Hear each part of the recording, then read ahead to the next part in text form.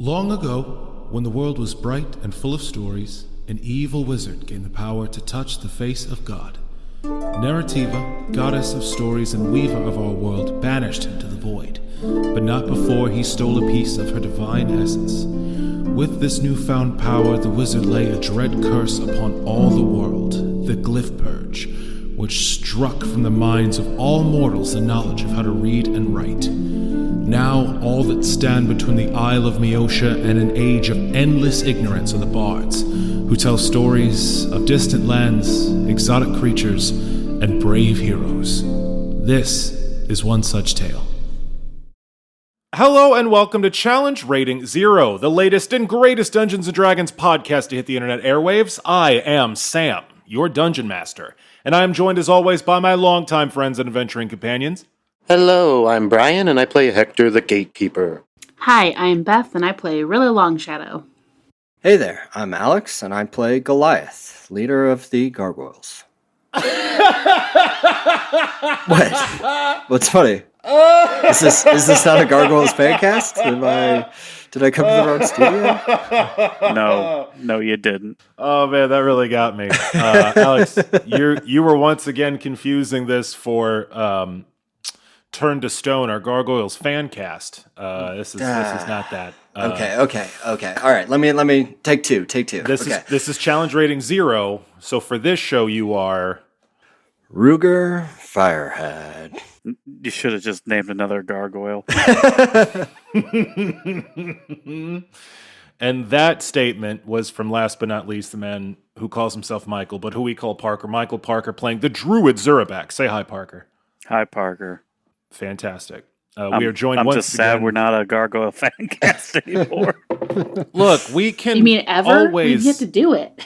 we can did make it in a gargoyle spirit. fan cast if the listeners, take to social media. If all 20 of the people currently listening to this show, including our family and friends, all take to social media and demand that we make more different content, who knows what could happen. We didn't have any demand to make this to begin with. We just did it. So, There was all the demand. Well, it's because From we're a us. bunch of... I think Beth demanded that we make a podcast, Yeah. and then we were like, all right. Yes, And she scares me. as I should. She scares us all. That's only because you have fear in your heart. Well, yeah, when Beth's around. All Absolutely. men do, Parker. All men do. Anyways, we are joined once again for a tale of epic fantasy, unfortunately unrelated to the gargoyle canon, but who knows? Maybe one of these days. When last we left our heroes, Hektor, Rilla, and Ruger Firehide were in the city of Everspring, training their soldiers, preparing the city for an incoming assault, and reconnecting with their various allies and NPCs in the City of 1,000 Colors, the City of Song. Hektor the Gatekeeper put on a beautiful bar crawl to welcome in the deluge of new refugees pouring into the city. Ruger Firehide trained his cavalry and checked in with just about every named NPC that I crafted for this town, doing a lovely tour, checking in with Kurz and his former son-in-law Faustin, amongst many others, and Rilla Longshadow sent her elven archers to the rooftops to guard the skies and had a lovely chat with Ruger Firehide, apologizing for past transgressions. All the while, Zurabak, King of the Shocker Lizards, Champion of the Goats, Emperor of the Rats, Duke of the Isle of Neho, Zurabak the Unburned, the Void Eater, had taken it upon himself to bring the fight to his enemies, namely Conflagration, leader of the Knights of the Pyre, the evil group of blackguards dedicated to burning every scrap of the written word they find. Allied with the Lord Deceiver and the Church of the Stricken, these villainous pyromaniacs have bedeviled our heroes at various points during their lives, and over the course of this narrative, Zurabak scried the leader of this nefarious organization found their base in the desert, and along with his not-sister, Queen Letitia Skullsplitter, Queen of the Ashen Isles, set forth on a giant bird. See, if she was my sister, she'd have more titles, clearly. Obviously. Zurabak and Queen Letitia took flight over the Raging Sands Desert, found the camp that large force of the Knights of the Pyre were staying at, and commenced wreaking havoc. He used some Dispel magic to banish their protections from the raging sandstorms around them, seriously messing up their camp, and was thoroughly lit up by a series of fireballs. When last we left Zurabak, he was on the back of an enormous red and black plumed roc, a bird of prey the size of a small cottage. Clutching in its talons the massive serpent, Snake, that is Zurabak's animal companion. You are seated behind Queen Letitia Skullsplitter in her dress covered with bones, soaring through the dust and sand-choked skies of the Raging Sands Desert. Below you stretches an enormous military camp of several hundred knights and sorcerers whose tents and picket lines for their horses all surround an ancient stone temple, the insides of which you have not yet seen. And I believe you all strafed the temple, you cast some Dispel magic, and you got some fireballs in return. So we're just going to start off right in the heat of things. You are soaring through the air. Do we get the resist energy, or was that cut out? The very last thing that happened is that you cast resist energy on yourself, which also affects your animal companion Snake, who is dangling from the talons of this enormous bird. Yeah, because we are above 11th level, it is now just 30 points. Fantastic. So, Zurabak, you are soaring through the skies in the Raging Sands Desert. Some 200 feet below you is a now chaotic camp of paladins of former paladins and sorcerers, all under the banner of the tower engulfed in flames. They are starting to organize and mount a defense, but at the current moment, you and your liege lady, Queen Letitia, are banking around an enormous dust devil, which has for a moment blocked your sight of the camp. You are banking around for another pass, and Queen Letitia Skullsplitter says, "Well, that was funny. Their tents are gonna blow for a long time. Should I drop you off?" Let's do another pass. I want to turn their stuff to wood. Sounds good. And she wheels and banks her enormous roc, which wings around this giant swirling brown dust devil, scouring you with sand before swooping low once again over this camp. As it wings lower, you see there is now a whole phalanx of paladins with heavy crossbows all aimed up at the air, and they let loose with a volley as you come in, just filling the sky with projectiles. Does a 20 hit your armor class? Yes. Yeah. And does an 18 hit your armor class? No.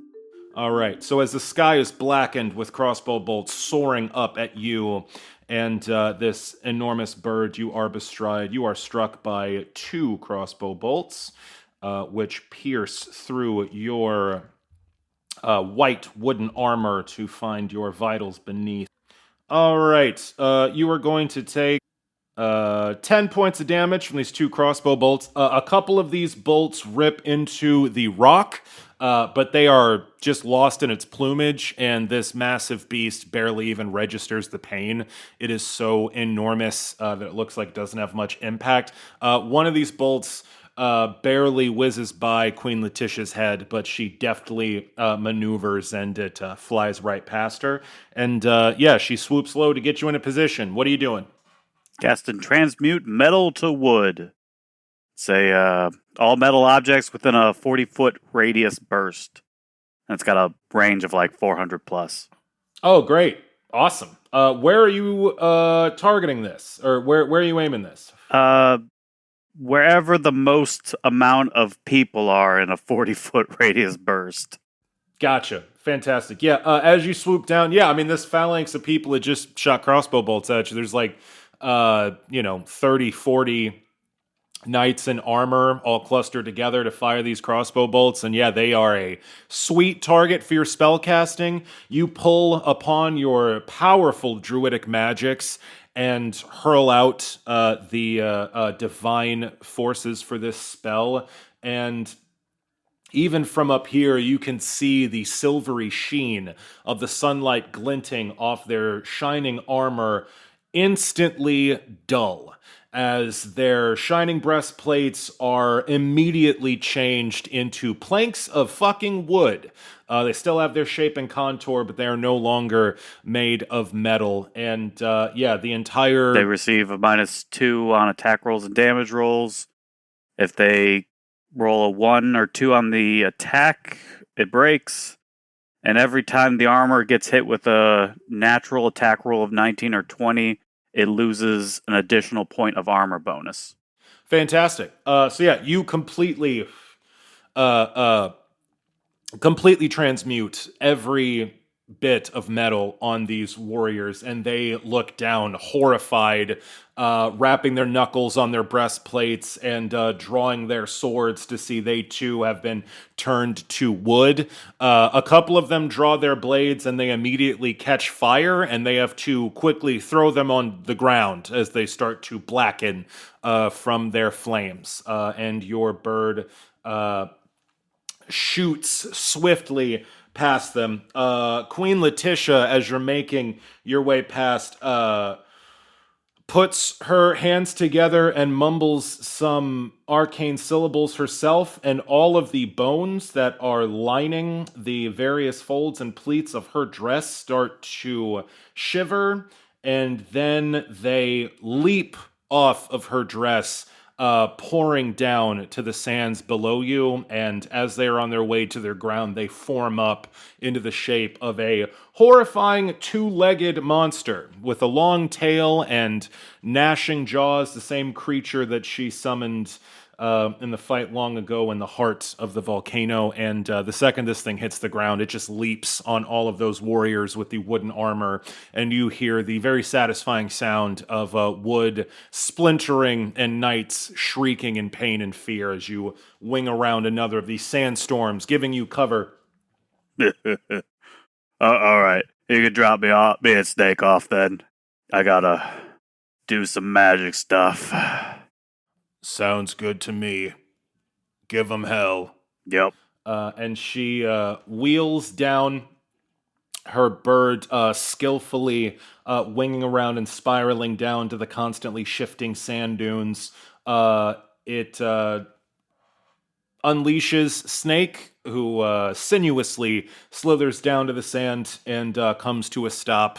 And she lets you off and says, "Well, I'm gonna get back to the sky and drop some other nastiness on them. Give me a signal when you want me to pick you up." All right. "If you die down there, I'm not gonna come get you." If I die, Snake's probably just gonna eat me. He'll He'll have deserved it. She boots the flanks of her massive bird, and it once again flaps and takes off into the air. You are standing in the shifting sand dunes of the raging sands desert, and you're like 50 feet out from the edge of this camp. What do you do? So I'm gonna cast Summon Nature's Ally 7. Oh my word! A summoning spell from Zurabak? This is a campaign first. I can't believe it. I think he summoned a gator earlier, like way ago when he was making tea. You know, you might be right. Shit. I think you are right. All right, so Zurabak, once again, you pull on your druidic magics and you conjure into being a nature's ally. What, pray tell, do you summon? A Tyrannosaurus. You summon a Tyrannosaurus, huh? Yeah. Well, that's a big thing to summon. Yeah, it's gonna be bigger.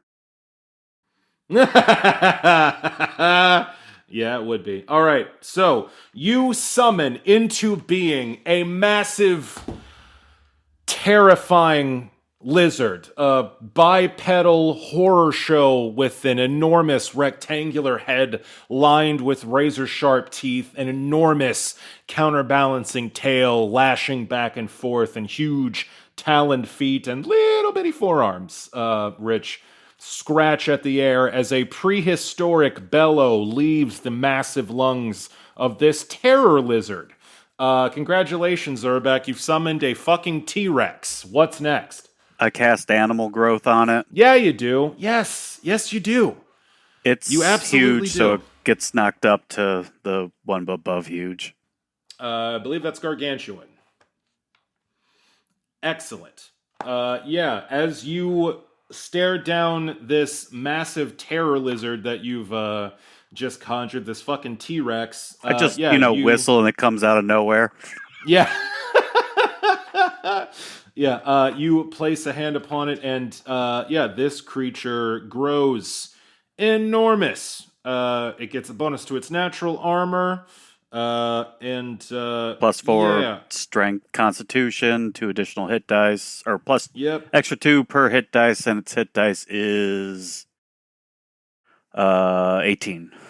Excellent. So yeah, this T-Rex gets larger, a bonus to its strength and constitution, a bonus to its armor class. This extraordinarily powerful damage creature. reduction 10/magic and +4 resistance on saving throws as well.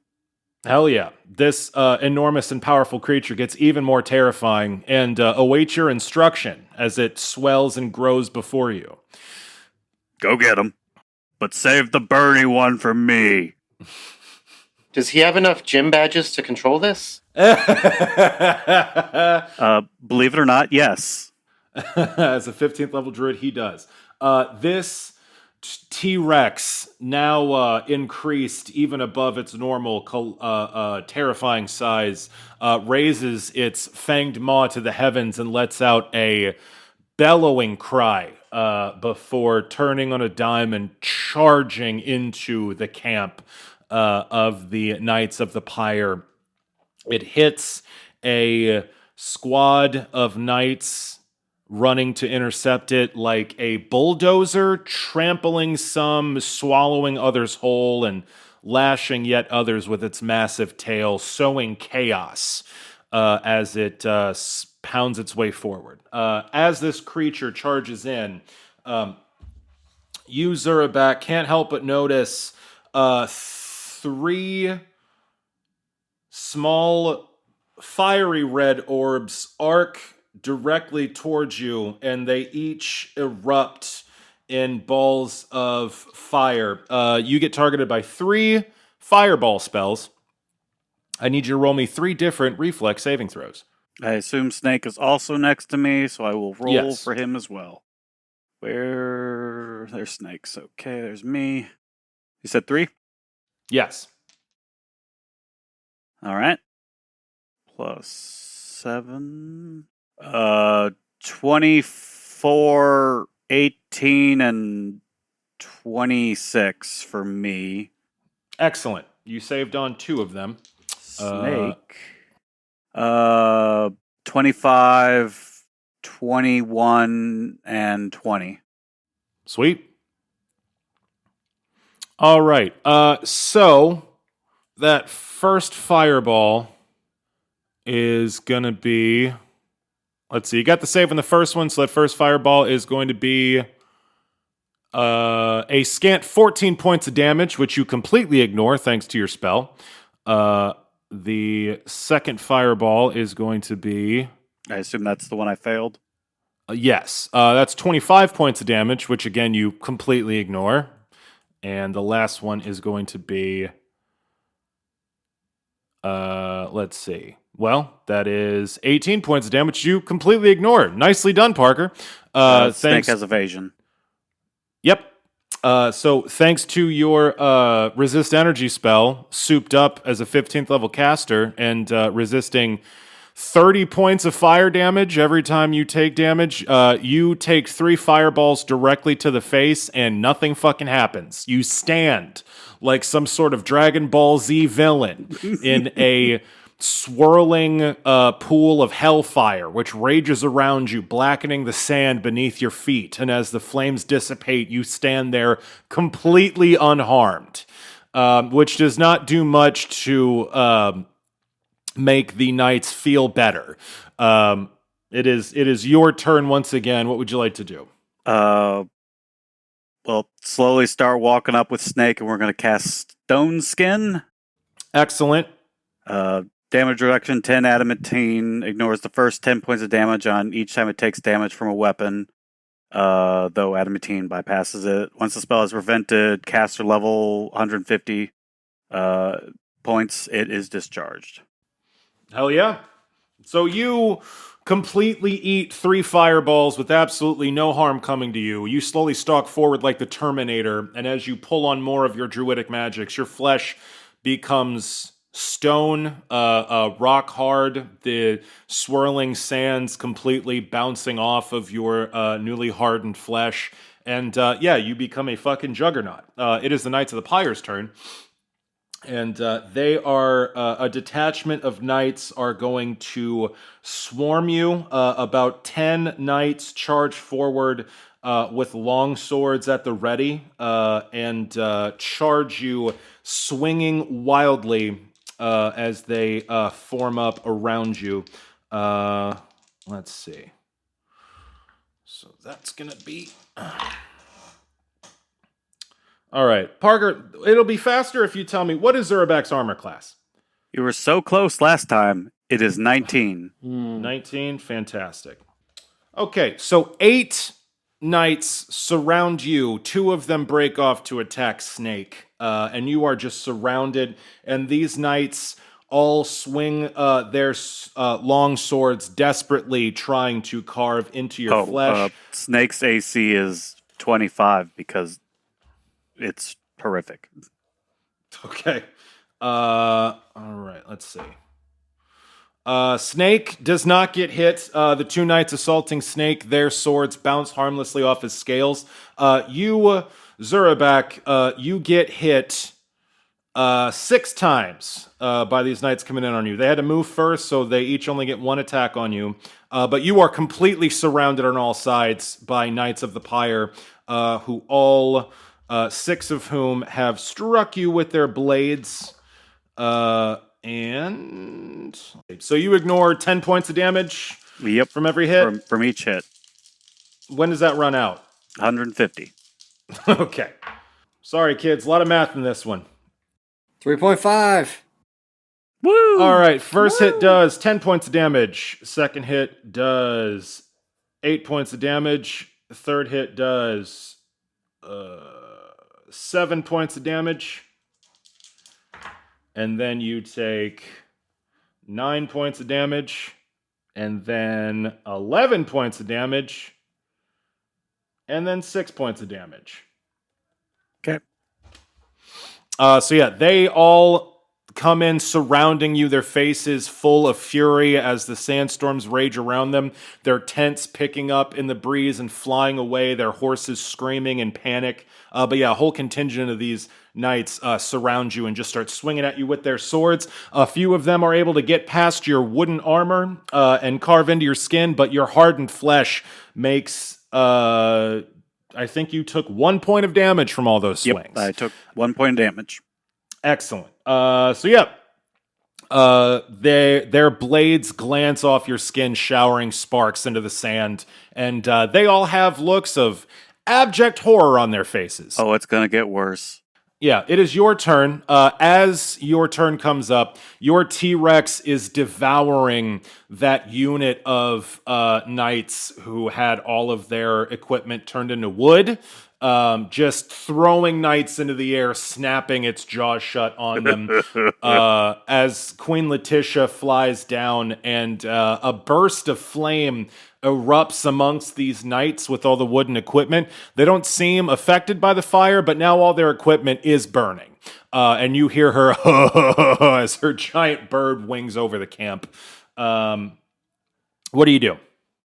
I'm going to use my aspect of nature. And I can do up to 4 at once now. So I'm going to do endurance, vigor, agility, and, let's just grow wings. I don't need the 4th one. Wings sound cool. Great. So you go fucking Super Saiyan. So you get a +8 to your dexterity and a -4 to strength. You get +4 to your constitution. You get wings. You get +8 to strength, -4 dexterity. Effectively +4 for both of those. Excellent. Yeah, fucking horrifying. Your muscles swell. Your tendons become loose and flexible, and enormous bat wings explode. That also brings my AC to 21. Excellent. And enormous bat wings explode from your shoulders as you take on this impossibly powerful form. So now you're effectively immune to anything except the most devastating fire magic. Your skin is stone.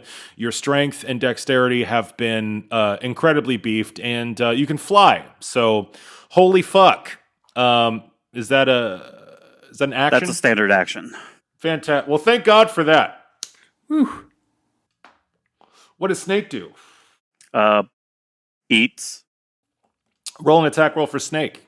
Just for the listeners, just for the listeners at home, if you think that us recording our sessions on microphones has in any way changed our dynamic, you'd be fucking wrong. This is classic Parker shit. This is textbook Parker. It really is. Yes. Stories. Beth is cautious. Beth is cautious, Brian is whimsical, Alex moves the story forward, and Parker lone wolves. He lone wolves all the time. Cautious or really bloodthirsty, depending on who I'm playing, but yes. Yep. Listen, I'm just moving the story along. Killing the villain before it's time. Sure. Snake rolls 21 to hit on the first one, and the second one is a 25. Those are both hits. Roll damage. I'm going to roll constitution saves because it's a poisonous snake. And this is how Zurabak killed a whole army all by himself. He was hungry. Ridiculous. The Stricken told him to do it. The poison DC is 16. Right, he fails. Do poison damage. All right. It's funny to pretend that Zurabak would listen to the Stricken and do anything that he's told to do, right? Yeah, I mean that's what Zurabak's gonna say when you ask. Mm-hmm. But you're not gonna believe the Stricken. That's a good point. Kind of rocking a hard place. Let's see. Snake does 9 points of bite and 6 points of con. Oh, goddamn. Excellent. Did the second... I assume the second attack hit. Yes. Second one is 14 points of damage. Excellent. Sweet. So yeah, you your serpent lashes out with its mighty fangs, its massive form towering over these poor knights that have decided to assail it. And it pierces the flesh of one of these knights whose face immediately starts to swell from the horrific poison pumping through its veins. That's you and Snake's turn. And we're going to leave you there for a moment. In the raging sands, in the midst of assaulting an entire army by yourself. And it's looking pretty good so far. We turn now to the rest of our party. Ruger, Hektor, Rilla. You are in the city of Everspring, which is more and more, as this month has gone by, on a war footing. You haven't heard from Zurabak in a few weeks, and you've learned to not really worry about that too much. He'll pop up when he needs to, and you wouldn't really want to know what he's doing anyway. you all have spent this time connecting with NPCs, helping to prepare for the defense of the city. And it is after about 4 weeks of downtime that you all receive a summons. You are all, in the usual fashion, each sent a messenger who informs you that the diviner wishes to see you in her tower on the outside of town. Do you all go? I shoot the messenger. Wow. He dies. You're But put not on the trial for deputy? murder. You're now in jail. Can I be the one who arrests yeah. Hector? Oh, I mean, I don't know who else could. I mean, that'd help. Yeah. I 100% join my companions in going to see the diviner. Fantastic. You all answer the summons. Awful presumptuous there. I never said I was going. Well, I'm not going by going? myself, so I'm going to try drag you. I'm going. I go. Ruger, fantastic. Thank Because you for Rilla's that. the best. Rilla's the best. Hector, do you go? I go. Fantastic. Yes. I'm going to edit out this entire conversation, so you all go to fucking. You all go to the diviner's tower. You arrive there mystically at the exact same time. There's a broad stone courtyard outside. I went with Ruger. I don't know how I also went with Ruger, not Hector. Fantastic. So, Ruger, you are standing between two silent allies as Hector and Rilla pointedly don't talk to each other. And you all march your way across the bronze-stone courtyard outside of the incredibly tall silver tower of the diviner. There are now 4 guards outside the doors, and they've set up a barrier. There's like a sort of sandbag wall just outside the steps leading up to the tower, and there are crossbowmen set up along with the normal retinue of guards, and they all greet you as you approach, and as they see Commander Ruger Firehide, Knight Scrivener of the Order of the Quill, leading the party, they all allow you in without question. You are greeted by the foyer, the very comfortable library, and go up the spiral staircase to the mirror chamber, the enormous empty space that takes up most of the interior of this tower. The walls lined in all directions with tall standing mirrors which flit with scenes from various locales around the Isle of Meosha. The diviner is there, and also Pockets, the dwarf that is the leader of the turnkey, the turnkeys here in Everspring, the Guild of Engineers. As you all get into the mirror chamber, the diviner says, well, it is very good to see you all again. Always nice to have the protagonist here in my presence. I appreciate you answering the summons so quickly. I called you. You know, here. I'm just. You can talk in our heads, right? Do you have to send physical messengers? Isn't that slower? You know, Hector, I never even considered that possibility. Because it's invasive and rude, right? Is that why? Yeah, it's kind of disrespectful. To just have someone's voice in your head no matter what you're doing? You could be, using the facilities and all of a sudden, diviner there. Right. Yeah. What if I'm trying to nap under a tree? The diviner holds her chin in her hand underneath the blue sash covering her eyes and nods and says, yes, it's invasive and rude. That's precisely it. Of course. Right. Yes, it's not that I didn't think to use it. It's rude. Hector, come on. Well, as always, Anyway. we appreciate your decorum. Yes, quite. Well, in any event, there's a reason I called you here. It seems that Pockets here has a report on the progress of the Cipher Golem. Pockets steps forward. A dwarf with long hair done up in braids that their beard is divided and swept up into. They're wearing a leather outfit completely covered head to toe with pockets. And they regard you cheerily and say, "Well, it's great to see you all again.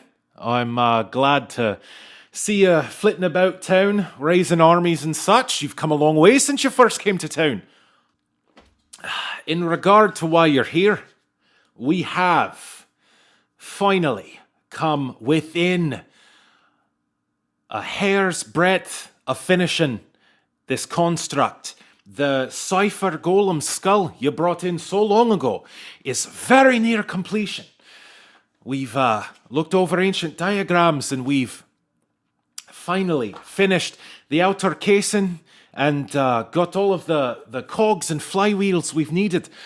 There is quite a large problem with finishing the construction, however. There's one piece we need. One last piece. And there's only one place we know where to get it from. And it's incredibly delicate. Well, what is it? Well, the last piece we need is something called a platinum gyro. It's incredibly rare. Our ancestors mined out much of the last platinum under these mountains quite some time ago. And the technology required to make one is something that's been lost. Our greatest smiths have no idea how to assemble one with what's left of forging and the mechanical knowledge in our people. We do know where one is located, but, well, it's sort of keeping the Iron Shogun alive. What do you all know about the leader of the dwarves down in Grotmire? Not a ton.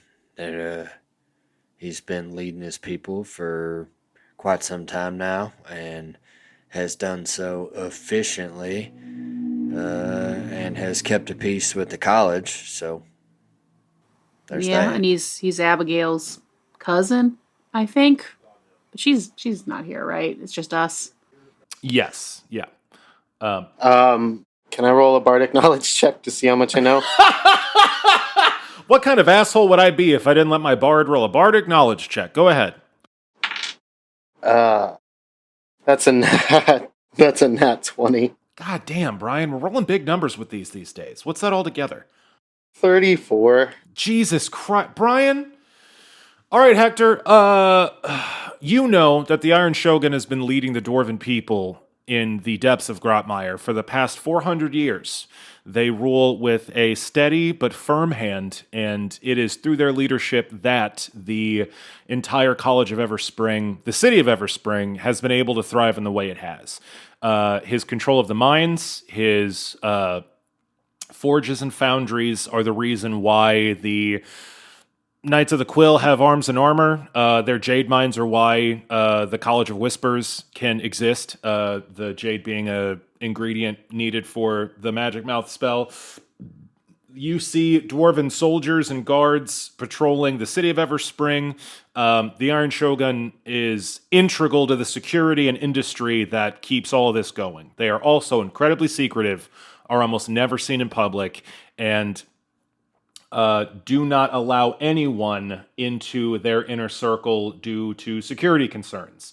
No one ever sees the Iron Shogun. That's like the main thing most people know about them. They are never seen in public. I say all of that out loud. Pocket says, you've studied up. Aye, that's all true. I have had the singular honor of attending to the Iron Shogun myself. He is incredibly old, even by dwarven standards, and his health has been failing for the last 100 years or so. What keeps him alive is, the remnants of an old golem. There's a reason he's called the Iron Shogun. We've done some work on the golem that is keeping him alive. And in all that tinkering, I found that there is a platinum gyro in this golem, and it's the only one we've ever come across. And it's also the only thing keeping that golem functioning. I think if we took it out, then the golem would stop working, and the Iron Shogun might quickly die. We've tried to make some inroads and negotiate some way forward, but as you can imagine, he's been very unappreciative of our efforts to, in his words, scavenge him like vultures. So that's sort of the situation we find ourselves in. I have been able to negotiate audience with him. I figure if protagonists like yourselves might have a word with him, perhaps you could change his mind or find some path forward. I am at the end of my rope on this one. It's a rare component, and it's the only one we know of. Well, that's quite a tale. So do we need to like keep it, or do we just need it for a while and could return it? Because like technically we could like put this dude on ice essentially, right, and then revive him with the. I'm just saying, is this like a permanent thing where we're ripping his heart apart and then we will be using and possibly destroying the thing that was keeping him alive? The diviner speaks up in that at that and says, "I've been discussing the issue with Pockets for the past few days, and it does seem like the Iron Shogun's health is incredibly fragile at this point. I fear any tinkering with the golem keeping him alive could have permanent consequences. It is a very delicate political matter, and though I'm sure you have powerful magics at your disposal, I know that bringing people back from the doors of death is quite a labor." Oh no, I meant I actually don't letting him believe die. Because I did that, and we came back with a diamond, I believe, that the Iron Shogun gave us, right? So, like, if he had to short-term die, and then we could fix him back and give him back the part we need, that's one thing. I feel like there's an angle there. But if we're going to take the thing that's keeping his heart functional and then destroy it, that's different. Is that too brutal? Pocket says, I have a different attitude to death these days, what with actually dying and all. Pocket says, "Well, I've not thought of that. I think the death of the Shogun could create quite a problem for the Dwarven people, and we would need to keep the part in order to keep the Cypher Golem running. We need it to read out the Stricken's Grimoire, and it's an entire tome filled with the architecture of a single spell. We wouldn't able to get it back to him for quite some time. I'm not sure if that's an option, but as I said, we've sort of hit a wall with our negotiations. I and the turnkeys have tried our best to find some road forward, but if you all wouldn't mind sort of stepping in and seeing if you can't find another path, I'd certainly appreciate it." What if he can't be convinced? That will be bad. We've tried sending teams into the Badlands where golem remains were once plentiful, but everything we found has been destroyed or rusted out, and there was a lot of scavenging before everything fully went to shite. Platinum's a valuable metal. A lot of these golems have had that very part ripped out of them, maybe melted down, turned into coins. So, is this something a scrapper could reasonably find out in the Badlands? You said there's a lot of golem parts. I mean, something that could be found.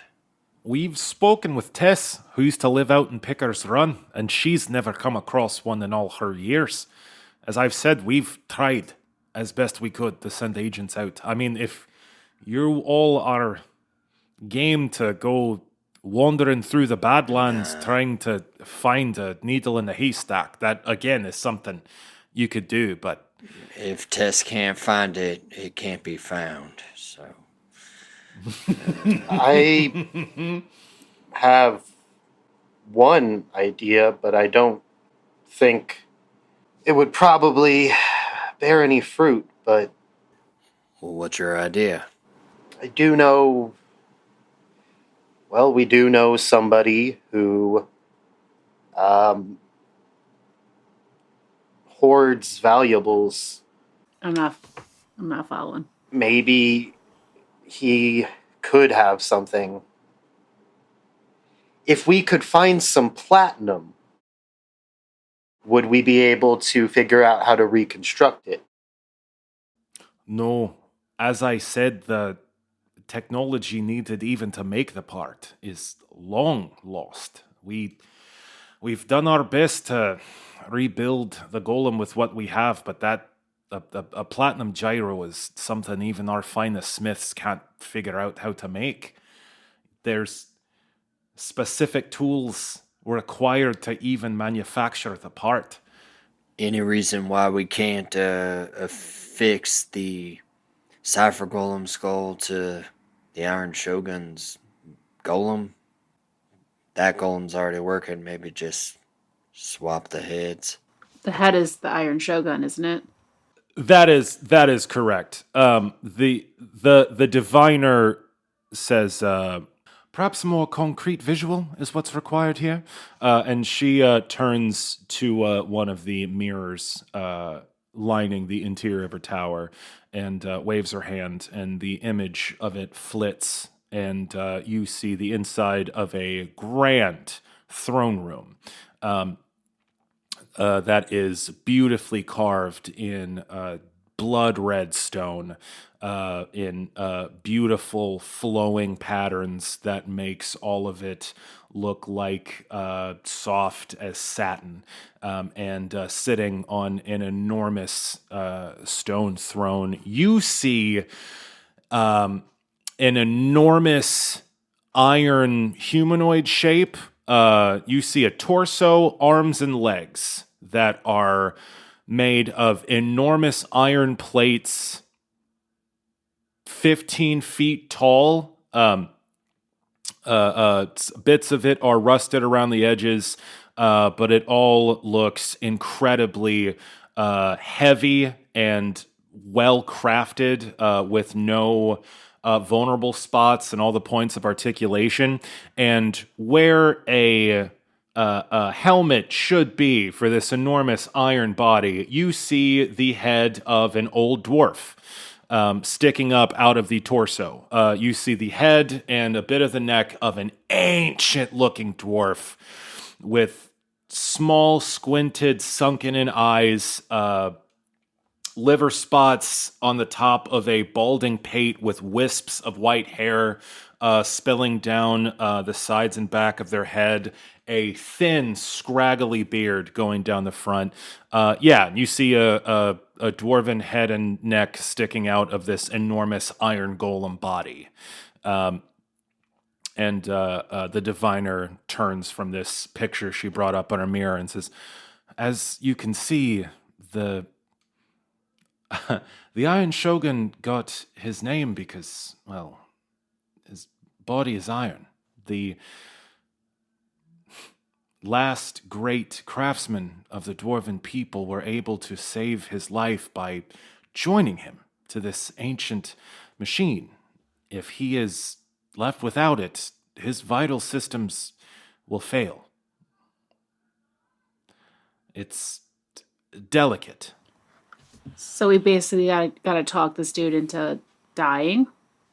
Yeah, it's not great. That's why I came to you all. You seem to have quite the knack for talking people into doing certain things. Not exactly sure how to move forward, but yeah, I've got you all an audience with the Iron Shogun tomorrow night if you're game. I already told him you were coming, so if you don't, it'll be a bit of an incident. Just throwing that out there. Now look down at their shoes. So sweet of you. All right. Yeah, that's... Well, I guess we're meeting with the Iron Shogun tomorrow. Yeah, well, I mean, it wasn't even all that long ago that we faced down a dragon. I mean, how bad could it be, right? I mean... Pocket says, great, well, I'm so excited to hear it. I'll let the Iron Shogun's people know that you'll be there. You're gonna want to dress your absolute best. This is the undisputed leader of all the Dwarven people, so just, you know, dress it up, you know, just, yeah. Yeah, great, I'll see you all later. Bye. And Pockets turns and swiftly exits. Thank you, Sam. What's up? Oh, you gave me another opportunity to buy a dress, so thank you. Yeah, no problem. The diviner says, well, quite the obstacle. Here, just when I thought that everything was going to be easy from here on out, I suppose I should have known better. But in any event, I wish you all the best of luck. Hey, diviner, I got a question for you. Yes. I'm not gonna lie, I've been tearing this city apart, trying to find my friend Zurabak. Haven't seen him in, man, like a month now. You, happen to lay any one of your many eyes upon him? Well, Ruger, I can tell you precisely where Zurabak is, and we're going to cut back to Zurabak. Nice. Zurabak, you are standing in the middle of the Raging Sands Desert. You have gone fully Super Saiyan. You are standing next to your massive serpent, surrounded by knights. It is the knight's turn. It's the bad guy's turn. Fear me, puny mortals. You've been misled your entire lives. Prepare to die. Excelente. As you are surrounded by these knights, they all, are staring at you in horror. They have been completely terrified by the wings ripping out of your back and by your absolute immunity to not only fire, but to their swords. And they are not looking too happy about the situation. They are going to stalwartly stand and try to assail you with their blades. Once again, trying to carve into you. They each get a full attack this time, so really just fucking spamming it. Let's see. Just rolling a bunch of dice here. You were aiming at 21 now, remember. Understood. Okay, boy. That is... Alright, that is, so all 8... all 8 of these Knights of the Pyre desperately lash out at you with their long swords. You get hit 7 times, because they're full attacking. So, let's see.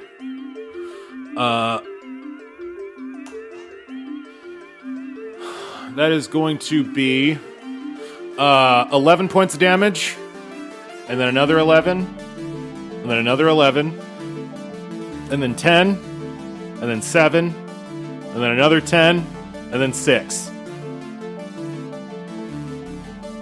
All coming at you. They flail at you as best they can. A few of the sorcerers that complement... 3 or 4 damage? Sorry. How many 11s was that? I only... how many 11s was that? You took 3 points of damage all day. as these knights desperately try to carve into you, their blades skipping off of your stone skin, barely registering as they try to carve into you. A couple of the sorcerers that complement this army crest a sand dune just behind these paladins, and they all hold their hands forward and send scorching rays at your position. About 5 of them hit you. These piercing beams of fiery energy, but none of them do even close to 30 points of damage. So you've got these beams of fire hitting you and just dissipating completely harmlessly off of you. And they all look absolutely terrified by this. But even behind these sorcerers, you see a particularly large and particularly grim-looking knight stalking slowly forward. They are a dwarf with a long beard done up in dreadlocks with large brass rings tied around them, and they have a great sword slung over their shoulder made of black metal.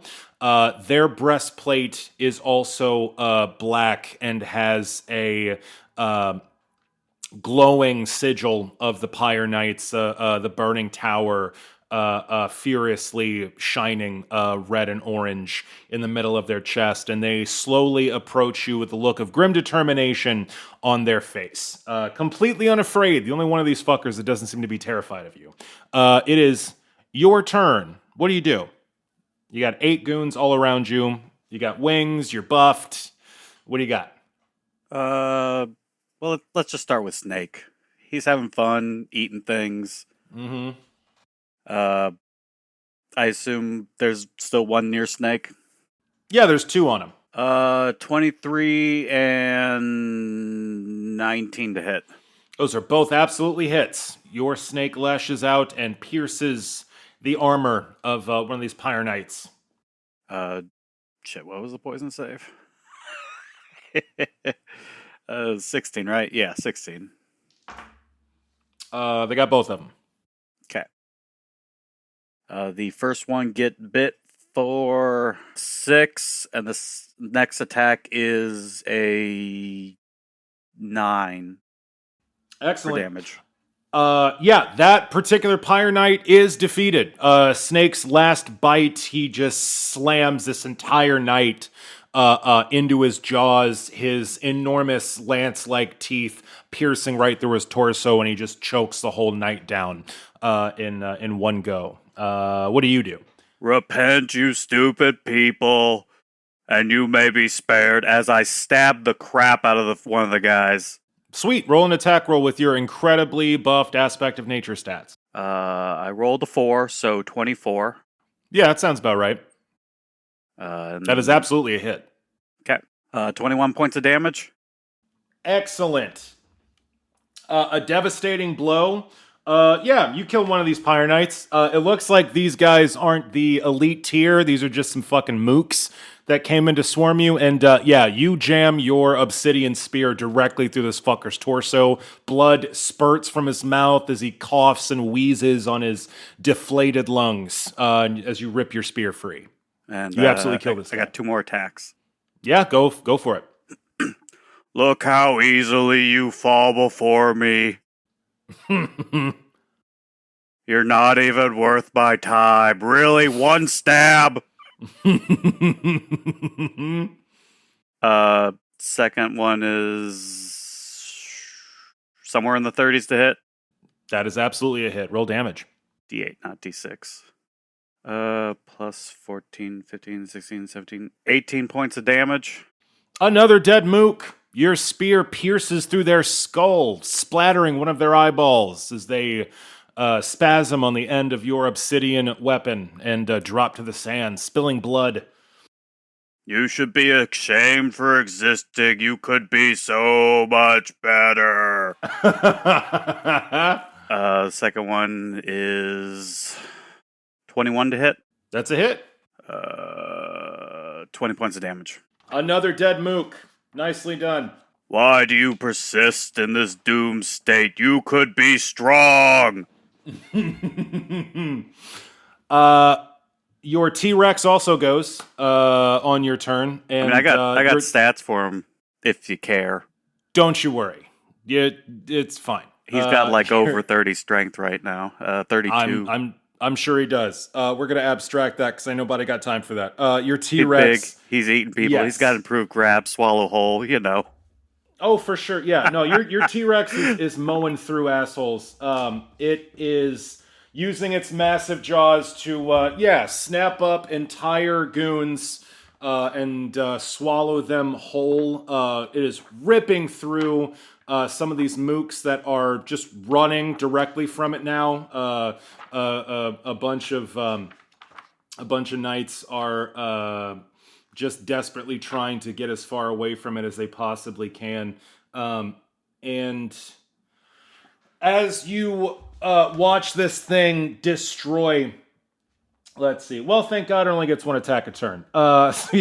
It snaps a Pyre Knight into its massive jaws, gulping That's all them. that baby boy needs.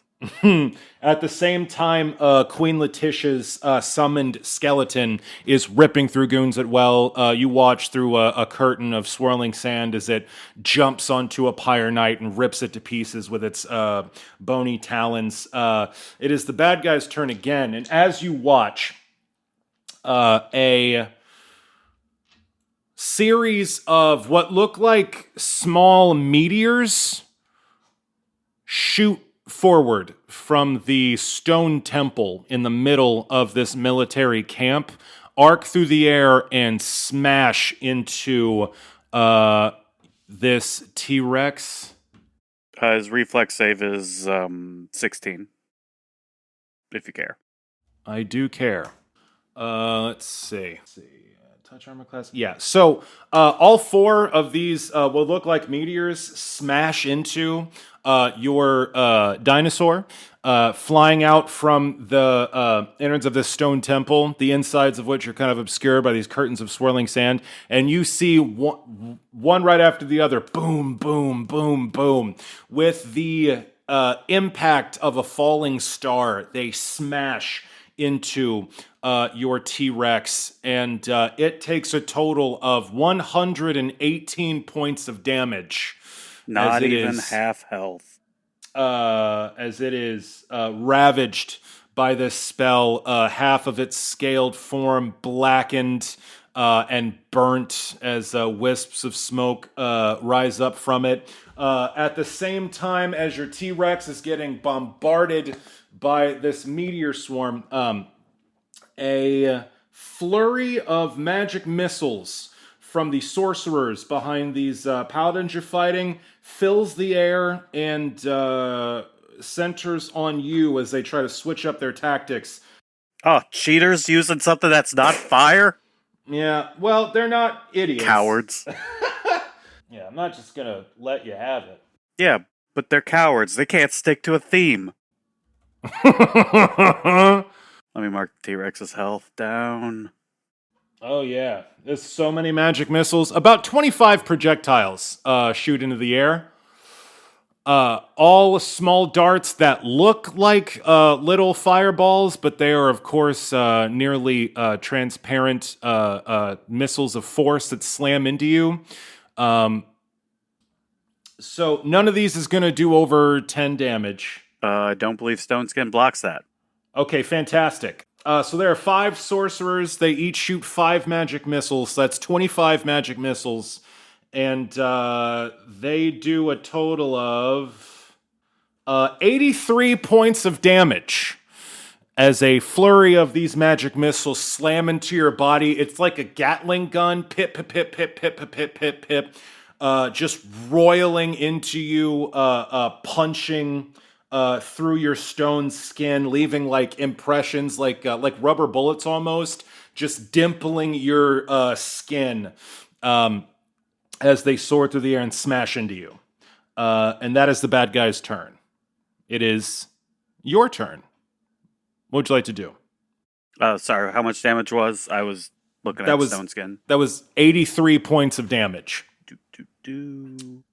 And this grim Blackguard continues to stalk forward, getting up in line with the sorcerers. Looking like he's ready for a charge. It is your turn. Yeah, that one hurt. I would fucking hope so. So you said 83? I did. Okay, math. What's that, 1/3 of your fucking health points? No, not, I mean, snakes, yeah. That's a little more on me. I'm not as high health as Snake. Because he's just so fat. T-Rex, though, that boy's got health. Yes, he does. Okay, not dead. That's all that matters. Yep, it's your turn, homie. What do you do? Gonna cast heal. Gonna do that call. Defensively. Pretty sure it's just a flat 150. That sounds right to me. 15th level. Also Excellent. does ability damage, blinded, confused, dazed, blah, blah, blah, blah, blah, blah, blah. Hell yeah. So you channel your druidic magics and pulling on an enormous well of positive energy. You close up all the wounds that you've taken and I guess heal yourself back up to full. Yeah. Fantastic. There it is. Mark that off. Wait. I guess Snake too, technically. Not that he's taking much damage. Yeah, y'all share spells. Yeah. So what is your action to cast that defensively? Do you do anything else? Well, I have to roll a concentration check first, don't I? Yes, you do. I mean, I'm probably... Oh, yeah, I got it. Fantastic. So is there anything else you do? I whistle for Snake to come bite these inferior beings. Alrighty. You So- whistle and Snake starts to slither over. That makes it the bad guy's turn once again. Well, then Snake can attack. Oh, how yeah. far away- Sorry, go ahead. He's just gonna stand there and look pretty, I guess. For some reason, it's more confusing. It's more confusing to me to run a fight with one person than it is for a whole party. My apologies. Please roll attacks for Snake. First one is a 31, That's a hit. and second one is a 25 to hit. That is also a hit. Roll damage. DC 16 for poison. Mm-hmm. No poison. Okay. First bite is 9 points of damage. Second bite is 12. Excellent. Yeah, Snake takes out one of these goons, snatches him right up. So 4 of the motherfuckers around you have been slaughtered by your spear and Snake's fangs. And your T-Rex continues going fucking ham, still hale and hearty. Killing another goon. He snaps up a knight and their horse all in one gobble and just completely devours them all in one go. That makes it the bad guy's turn. The 4 goons that are left are going to shift around to behind you, and that grim blackguard, dwarven blackguard in the black armor with the giant greatsword is going to charge you. As he does, his blade is sheathed in flame, but it is a little different than the rest of the knights. You know the Knights of the Pyre love fire, obviously, and often their swords are sheathed in flame. The flames around this particular blackguard's greatsword are roiling, inky black flames. They seem to drink in the light around them in sharp contrast to the flaring reds and oranges you're used to. And they swing at you mightily with their greatsword as they charge in on you with more of these knights at your back. Let's see. So he rolled 2 on his attack roll, so does a 29 hit your armor class? Barely. Sorry, he's charging. That's 32. Excellent. So, this fiery greatsword, scintillating with black flame, carves into your flesh. And let's see. You'll have to separate the damage types. I know. So that's going to be. Let's see. Hold on, I'm stupid. Take your time. Math is the devil. That's going to be 17 normal points of slashing damage. And let's see, 5 points of fire damage. And also, because he's a blackguard and you are currently being flanked by his homies, he's going to do some extra sneak attack damage. Oh, he's not going to try to smite good? No, he's not an idiot. Oh, come on. That's an additional 16 points of sneak attack damage as he carves into you. The rest of these Pyre Knights are going to try to full attack you as well. There's 4 of you, so they each get a couple, or there's 4 of them, so they each get a couple swings. Let's see. Those are all misses. That's 1 hit. So 2 hits from the goons. So let's see. The first one does 12 points of damage. The second one does 9 points of damage. And then all of these sorcerers in the back flank are once again going to shoot you with 25 magic fucking missiles. All right, they need to quit that. Well, they're an army and you're right there and magic missiles just work. So 25 magic missiles hit you. Oh, God, I love this. Wait, does hitting automatically hit his armor class? Yeah, is 100% accuracy hit his armor class? That Only is sometimes. That is 94 points of damage from 25 magic missiles. A lot of 3s and 4s in there. 94 points of damage as a flurry of magic missiles slam into you. And further along in this fray, countermeasures are in play against your Tyrannosaurus Rex as a series of 3 fireballs from different spellcasters smash into the T-Rex. It's got to make some saves. Let's see. Let's get 16. Okay. 12 reflex. Or, sorry, 16 buffed. Gotcha. So he gets a save for 2 of them. All right, let's do this. He does not have evasion. He has run and toughness 3 times. Understood. The first fireball does 31 points of damage to your T-Rex. That's the one he doesn't get the save for. I'm going to have these other ones. The second one is going to take 20 points of damage. That's halved. And the last one, he takes... Sorry, what was the second one? 20. 20. And the last one is 17 points of damage. That's halved.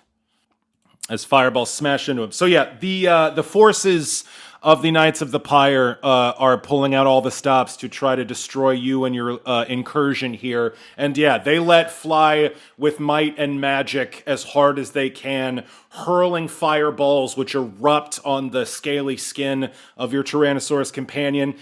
This blackguard with the breastplate carves into you with his... black flame greatsword, and just an onslaught, an apocalypse of magic missiles arcs into the air and riddles you top to bottom. And it is once again your turn, Zurabak. Stupid magic missiles. It's a good spell, and it's level 1, and it always hits. And yeah. It gets stronger, yeah. It sure does. I whistle for the Tyrannosaurus to get the casters. Okay. Yeah, it is your turn. The T-Rex spins on a dime and charges and, runs right up to these casters who are completely focused on you, and it chomps one of them good, swallowing it whole in one go. It just snaps its jaws down and completely gulps one of these sorcerers. What do you do? I'm going to let Snake go first. Okay. Are we flanking now, I assume? Sure, yeah. He's flanking the mooks. Go ahead. 16 plus 16 to hit. Yeah, that's a hit. And the second one is higher because I rolled the 19. Well, it's 19 plus 12, plus 11. Sounds like 2 hits. They fail the saves for the poison, too. Give me damage for 2 attacks and the poison. First attack is 6 bite and 3 con. Okay. Second attack is 7 bite, 6 con. All right. Yeah, with that constitution damage, that motherfucker is dead. Snake buries his fangs into this mook and completely dispatches him. What do? You do. There's one black guard in front of you, 3 mooks behind you. There's 4 sorcerers with a T-Rex at their back. I'm going... And there's a whole army camp. Really wish I had access to shield. Yeah, it'd be a good spell to have. Yeah. Great spell. Great spell. Shit, I have to heal myself again. I guess it's cure critical wounds then. I gain back 44. Okay, great. So, on your action, you defensively cast Cure Critical Wounds, and you heal yourself 44 points, shoring up some of your injuries, but not all of them. You still have a move action. Do you want to do anything? Yeah. What do you do? I get my back to Snake. What's up? I get my back to Snake. Okay. Yeah, you shuffle over and you and Snake are side to side. We are going to swap real quick back to the rest of the party. Ruger, Rilla, and Hektor. Worst comes to worst, you just murder him. You're in the Diviner's Tower, and the Diviner finishes her sentence. I was tracking him for a while. I try to keep you all in sight when I can, but as you recall, Zurabak never took one of the protagonist badges that I gave all of you, and tracking him's a little trickier than the rest of you all. He wandered into the Raging Sands a while back. I'm not really sure what happened to him after that. Alrighty. Well, I guess I'm not going to worry about it too much. Oh, if I know anything about Zurabak in the short time that I've known all of you, it's that he can take care of himself. Besides, I don't think a tricky political situation like this would be best served by that particular member of your party. Good point. In any event, I'm sure you all have preparations to make. Best of luck to you. We're counting on you. Yeah. So, you all have a high-stakes meeting with the Iron Shogun, the leader of the dwarves in Grotmire. I have one question for all of you. What are you wearing? Hector's gonna wear the dress furs that he got for the Diviner's wedding. Hell yeah. A man only needs one suit, right? Yeah. The dress furs, these were the tight black leather with cheetah print. Is that right? Cheetah fur? Yeah, I believe so. Fantastic. That was the large cat that it was. Nice. Yeah. You have your Charissa Lambstrand original cheetah fur outfit that fits a little differently now that you are missing an appendage, but luckily it was sleeveless from the beginning, so nothing to pin up or modify there. That is one lucky thing about Hector's entire wardrobe. I don't think Hector owns anything with sleeves. Yeah, that is handy. Ruger Firehide, what are you wearing? Well, Rilla, do you need to get a new dress? Yeah, definitely. Rilla Longshadow, what are you wearing to the shindig? Obviously, I can't have a custom-made outfit because we're going tomorrow, but there has to be something off the rack I can get, I would think. So yeah, I'm going to go see Charissa. I need something solemn and appropriate that an old dwarf would like, so I'm probably going to ask Abigail to come with me as well, because she knows him a little bit. An excellent pull. I'm going to go with Rilla so I can get a new suit since Jarmax burned my last one. I just don't think my Blackbird-themed feathery outfit from the wedding is going to make the right impression.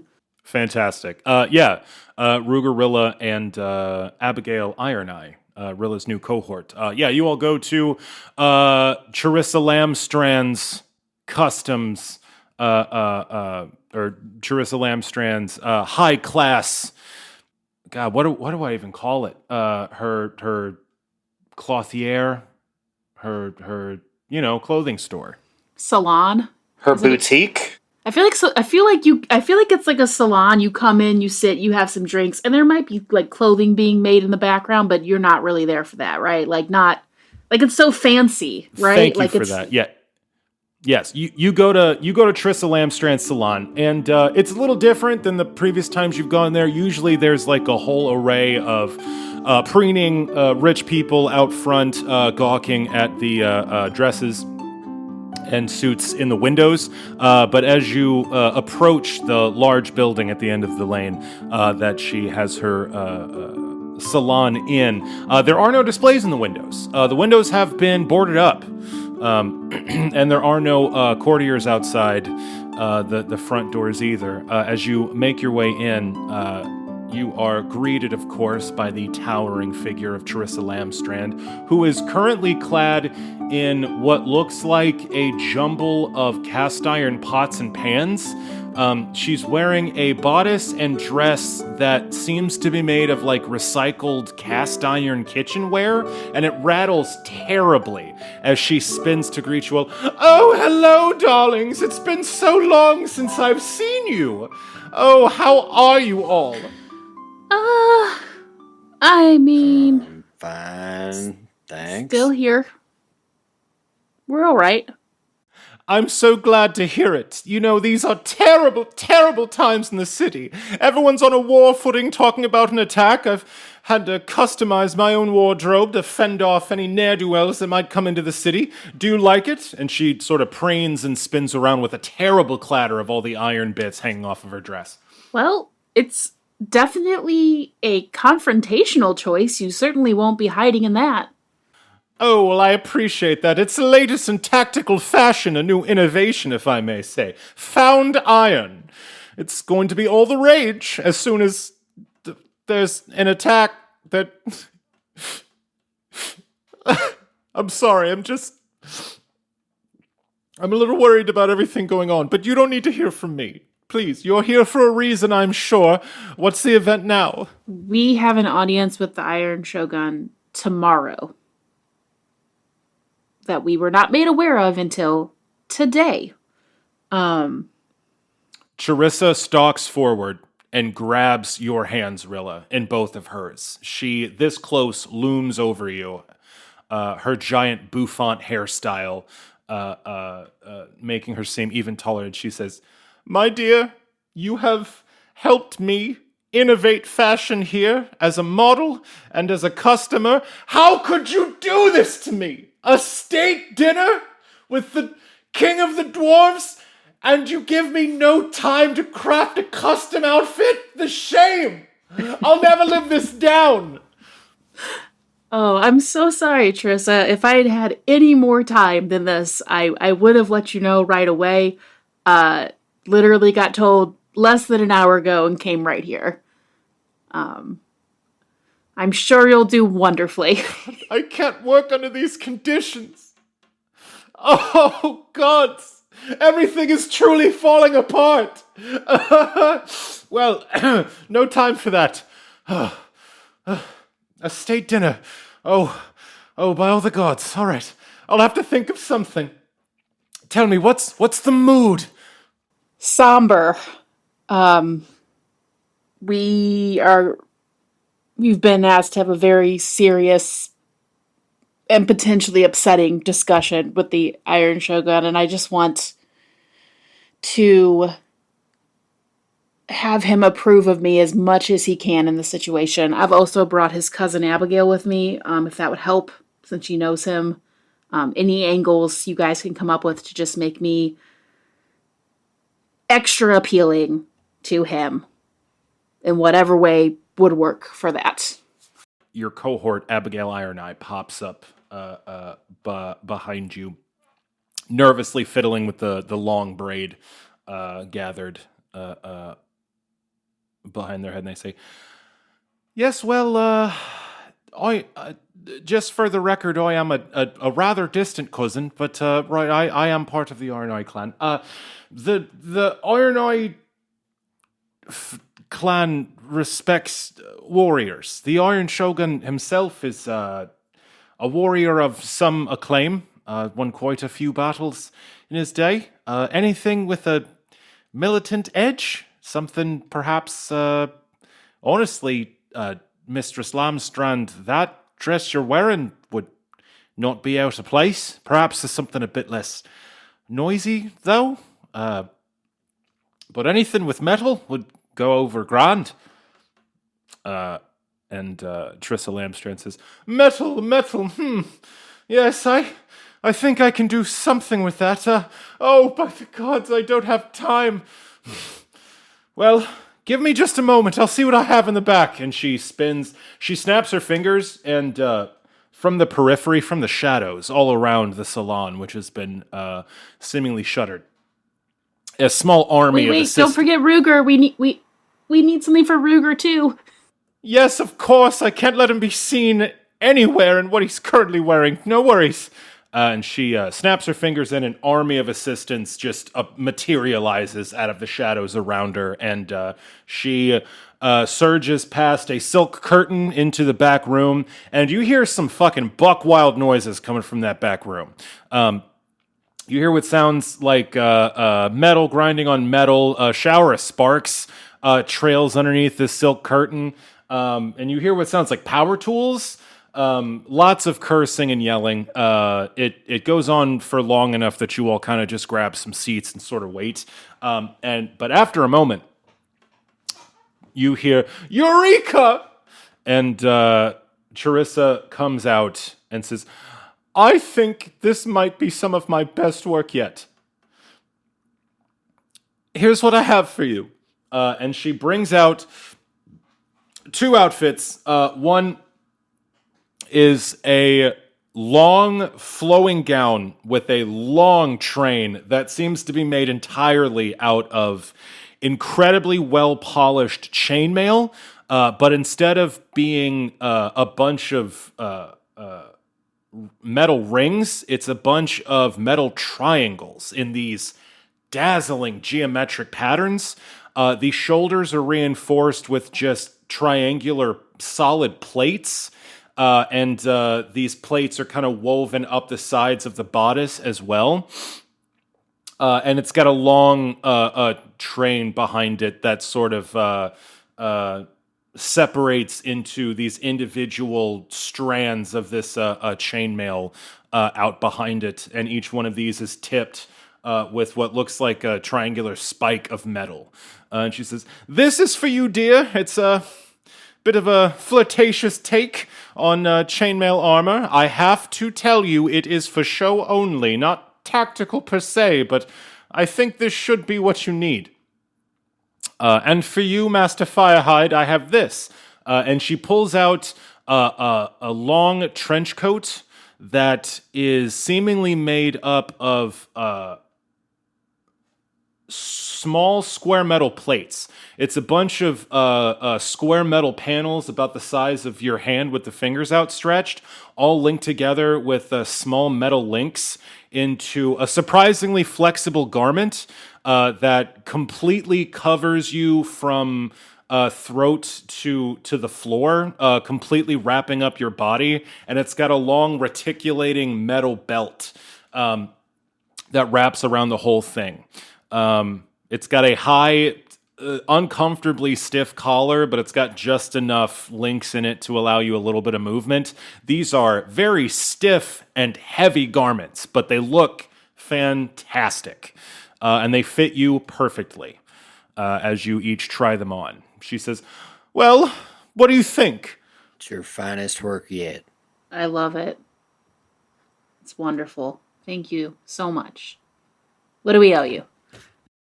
She claps her hand and says, "Oh, wonderful! Oh, I'm so glad!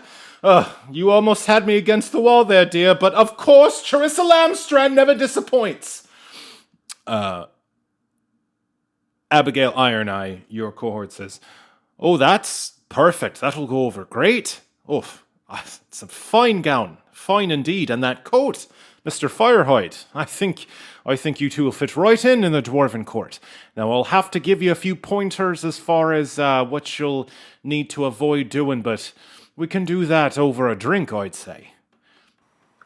I smile and nod in agreement. That seems fitting. Yeah. Charissa says, now, of course, since you're going to a state dinner, I won't do you the disservice of asking for payment, but if anyone asks you where you got these outfits, you tell them where to go. Of course we will. Without a doubt. And Ruger, don't forget to strut, dear. Oh, I was born for the catwalk. And you two strut out of Charissa Lamstrand's salon with your new outfits and prepare for your state dinner on the morrow. Cutting back to Zurabak quickly. Zurabak, you are... Sorry, Hektor, what's up?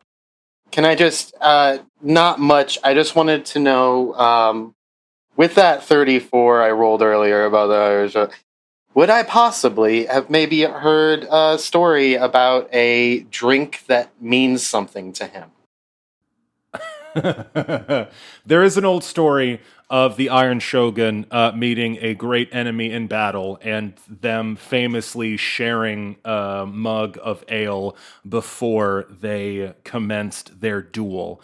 And that was Dragon's Breath Ale, which is a brew that is made with incredibly hot peppers that scorches the tongue and legend says can allow you to belch fire if you drink enough of it. Is that ale something I could acquire in Everspring? It is a rare vintage, but yes, that is something you can get off the dusty top shelf of the Flying Crown bar. Luckily, you made nice inroads with the barkeep with that lovely bar crawl that you put together. And so, you are able to get a dusty old stone cask of, Dragon's Breath Ale. Beautiful. How much is that going to run me? Oh, it's on the house. Believe me, I've had quite the spike in business ever since that bar crawl. You're fine. Don't even worry about it. I couldn't possibly. Please. I mean, Hektor puts 100 gold down. his eyes widen and he says, "Yeah, of course, sure. Yeah, I'm not going to fight you on it. Thanks. Appreciate it." Okay, that's it. I just wanted to acquire a gift for the Iron Shogun. Perfect. Yeah, that's fantastic. And you know what? Unfortunately, we're running a bit long, so that's gonna do it for us here in this particular episode. Zurabak is still... I got enough notes on everything. Keep those fucking HP numbers straight. Zurabak is in the Raging Sands fighting a fucking army by himself, and the rest of our party is getting ready for a state dinner with the Iron Shogun, and that's where we'll end.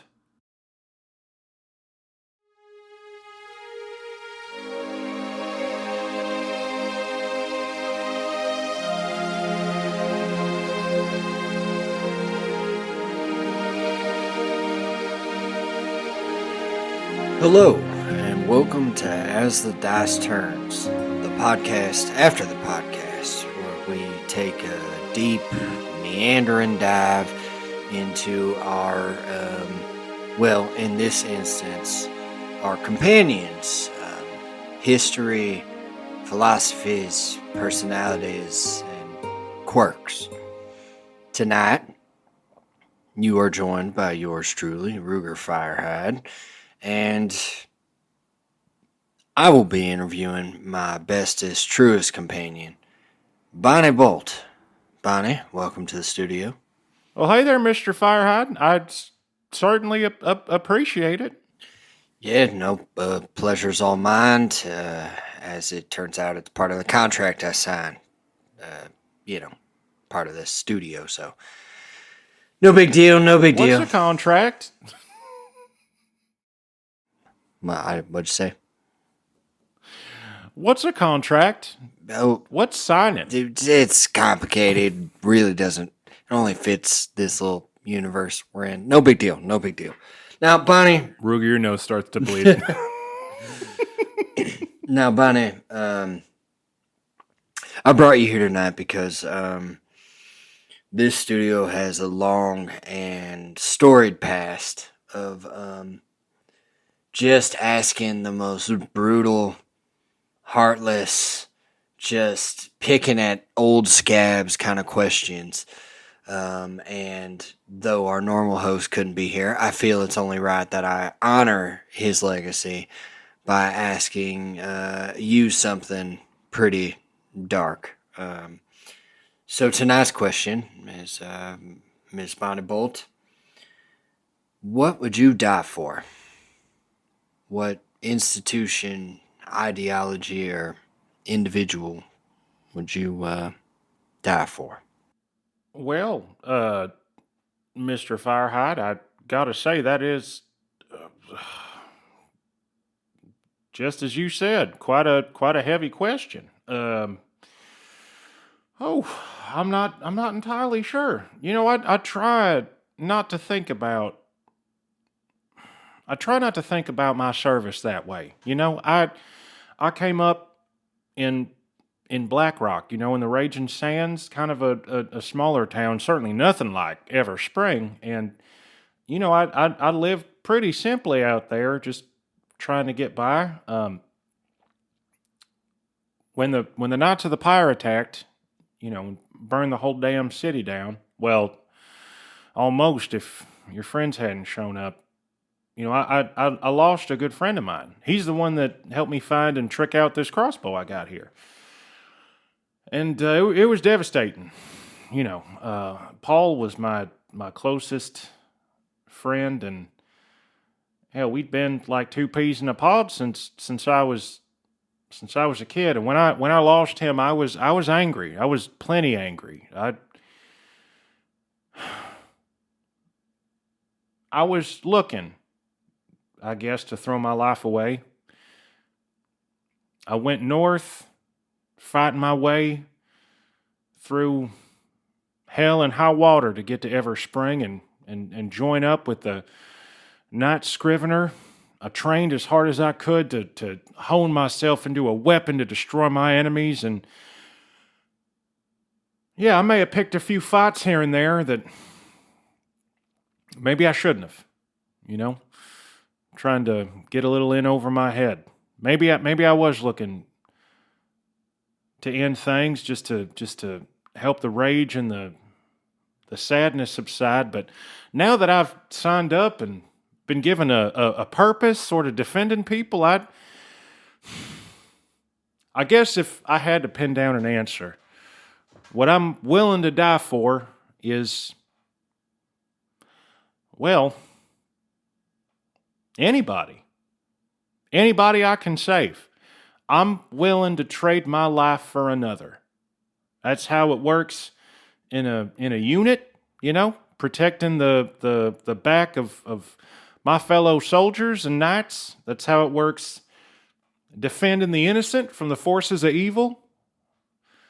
I would die to keep someone safe, just like the god Protos wants. Well, Bonnie, gotta be honest, couldn't have said it better myself. That's a noble and earnest answer. And I really appreciate you taking the time to share it with us. Sharon, did you got all that right? We got it all on tape. Everything's fine. Yep, audio came through. Perfect. Yeah. I know it's kind of hard to tell, but she was signaling. Yeah, we're good. So, thank you, Bonnie. I gotta say, that lady is downright inscrutable. Yeah, it's really hard to encapsulate her in words, you know? It's just something else. Yeah. Well, folks, I appreciate everybody coming in and enjoying another As the Dice Turns, the podcast after the podcast. Appreciate you tuning in and giving Sharon and I your ears. So, till next time, keep those dice turning. Hey there, dear listener. Sam the DM here, checking in with the credits at the end of the show. Challenge Rating 0 was edited by the incomparable Audius Prime, aka Matt Sims. You can find more of his work at audiusprime.com. Music for Challenge Rating Zero, including our amazing theme song, is provided by the harp wolf Danielle Williams. You can find more of her work at danielletaylorharp.bandcamp.com, including her album Why Are We Surprised When Seasons Change. Additional music for Challenge Rating Zero is provided by Justin Ra. You can find more of his work at justinra.com, including his album Age of the Spirit. If you want to find us on social media, we are on Facebook and Instagram at Challenge Rating Zero. We're at Twitter at Challenge_Zero. And if you'd like to email us here at the show and send any questions for As the Dice Turn segment, you can send any emails to challengeratingzero@gmail.com. Any questions we receive will be read on air. If you'd like to support the show, we are on Patreon, patreon.com/CR_ZERO. We've got some bonus content on there for you folks if you are interested. And if you can't support us fungibly, we ask only that maybe you take some time to give us a review, recommend us to a friend, all that good stuff. Thank you so much for listening. We're still trying to make the best show we can for you folks, and we're going to keep on keeping on. I hope you all take care of yourselves and each other out there. We'll see you next time.